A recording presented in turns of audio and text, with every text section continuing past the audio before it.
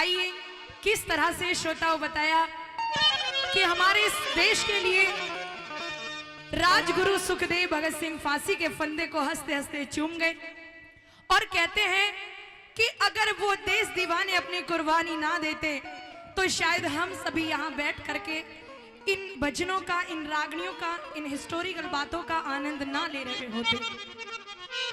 और बता दिया कि जब वो वीर भगत सिंह फांसी के फंदे पर चढ़ने की तैयारी करने के लिए तैयार होते हैं और भगत सिंह की मां उनसे मिलने के लिए वहां जाती हैं, तो आंखों से ममता रूपी जो आज अश्रु है वो बह कर के आ रहे हैं। भगत सिंह कहते मां आज रोना नहीं है, आज तो पत्थर का हृदय कर ले और सोच ले कि तेरा बेटा इस भारत देश को आजाद कराने के लिए कुर्बान होने के लिए जा रहा है। हमारी ये कुर्बानी व्यर्थ नहीं जाएगी। और सुन मां, इतिहास गवाह होगा कि हाँ कोई भगत सिंह हुआ था, कोई राजगुरु हुए थे, कोई सुखदेव हुए थे। आइए किस तरह से अपनी मां को समझाते हैं भगत सिंह, सुनेगा इस बात के द्वारा क्या बता दिया।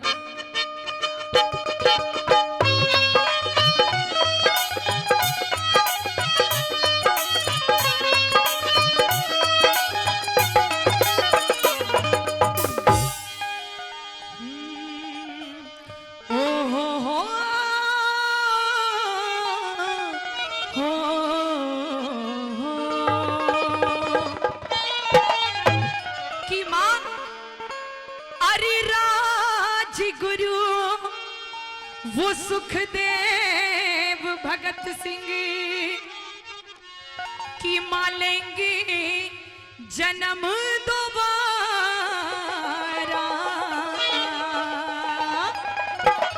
हे मां की ना फांसी अंत हमारा, ये ना फांसी अंत हमारा।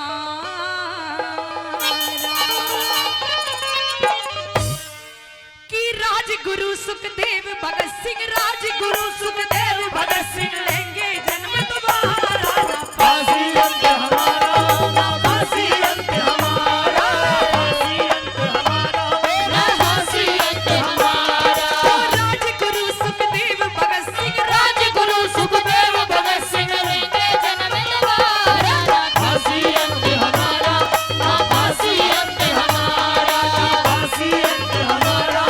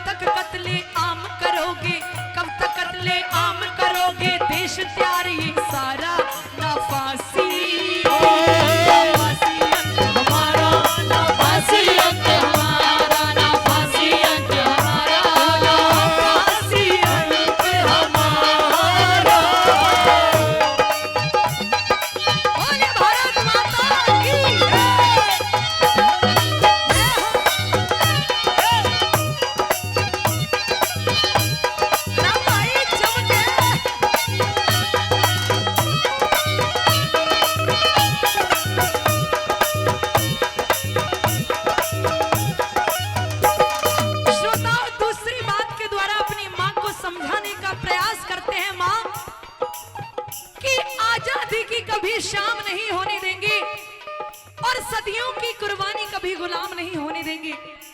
आजादी की कभी शाम नहीं होने देंगे, सदियों की कुर्बानी को गुलाम नहीं होने देंगे। अरे जब तक एक लहू है इस सीने में, ये वादा करते हैं कि अपने भारत माता के इस आंचल को हम नीलाम नहीं होने देंगे।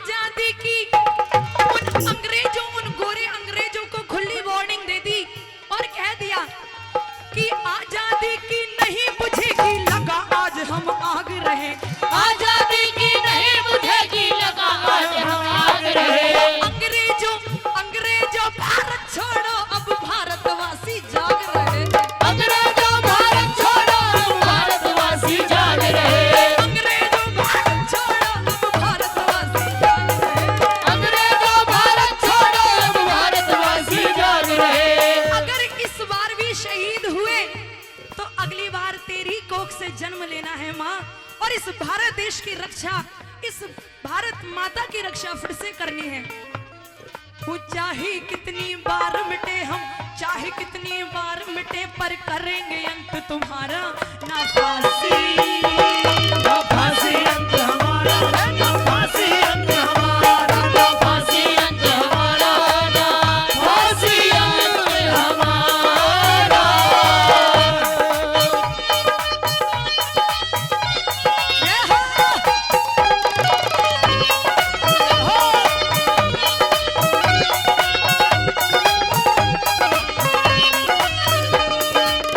आदरणीय रामपाल जी, जिन्होंने पहले भी हमारी पार्टी का बहुत मान सम्मान किया है और फिर से 201 रुपए मेरे को स्पेशल देते हैं, उनका बहुत बहुत धन्यवाद।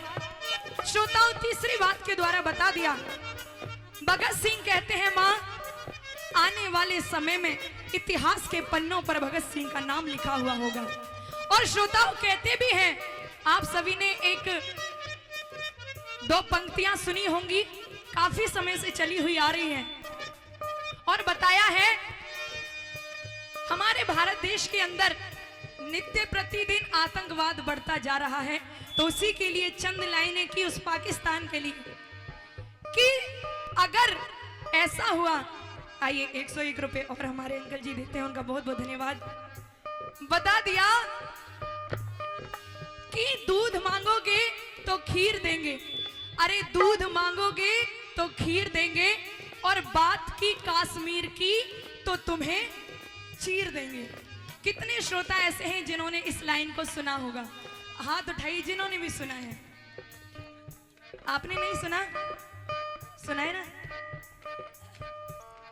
लेकिन कहते हैं कि वक्त बदला, वक्त की रफ्तार बदली, और जो न्यू जनरेशन है उसकी थिंकिंग भी बदल गई, और बता दिया कि ना पानी देंगे, ना दूध देंगे, ना खीर देंगे, ना पानी देंगे, ना दूध देंगे, ना खीर देंगे, और बात की कश्मीर की तो लाहौर भी छीन लेंगे।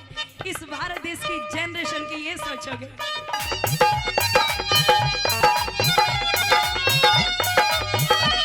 जय हो।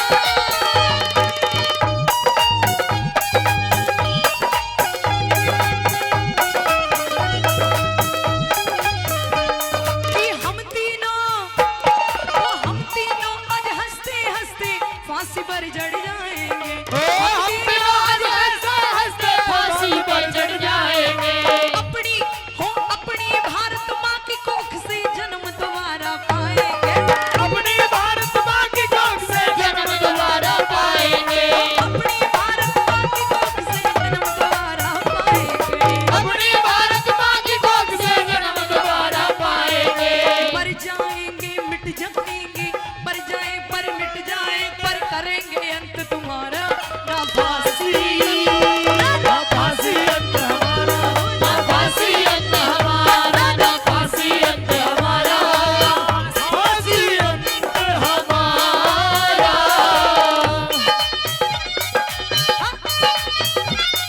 क्या बात है गुरुजी? सच में।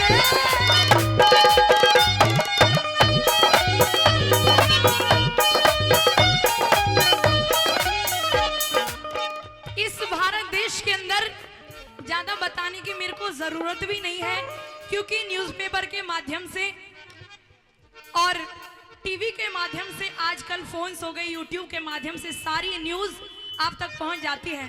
कभी किसी सैनिक का शीश पाकिस्तानी काट के अपने साथ ले जाते और एक गेंद की तरह हमारे जो शहीद हुए हैं इस देश के लिए, उनके शरीर का अपमान करते हैं। कहां सो जाती है हमारी सरकार और कहां सो जाते हैं हमारे मंत्री। और कहा जाता है कि अगर एक एक मंत्री के एक एक बच्चे को उस सरहद के किनारे जाकर खड़ा कर दिया जाए ना, तब पता चलेगा कि जिन माओ ने इस देश के लिए अपने बेटों की आजादी दी, उस कुर्बानी का मूल्य क्या है, तब पता चलेगा। और श्रोताओं, आखिरी बात के द्वारा बता दिया,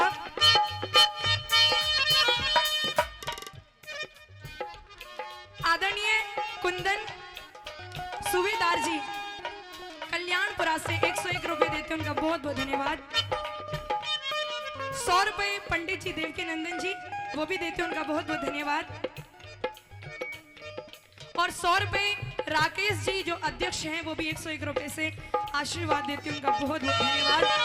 और श्रोताओं बता दिया कि यूं तो शेरों की मांद में आकर के, यूं तो शेरों की मांद में आकर के गीदड़ की कहां औकात थी आंख दिखाने की। अरे यूं तो शेरों की मांद में आकर के गीदड़ की कहां औकात थी आंख दिखाने की। और अगर अफजल को टांग दिया होता लाल किले के ऊपर तो फिर किसी कसाब की हिम्मत नहीं होती अपने भारत देश में आने की। लेकिन साहब ये देश तो वो है जहां पहले मेहमान नवाजी करी जाती है। इस भारत देश के लिए कहा जाता है कि आजादी चरखे से आई थी, लेकिन एक श्रोता कहते हैं आजादी तो बलिदानी से आई थी। कि मैं सम्मान करती हूं उस गांधी जी की सीखों का, मैं सम्मान करती हूं गांधी जी की सीखों का, लेकिन मेरे सर के ऊपर कर्जा है उस भगत सिंह की चीखों का। आइए आखिरी बात के द्वारा क्या बता दिया।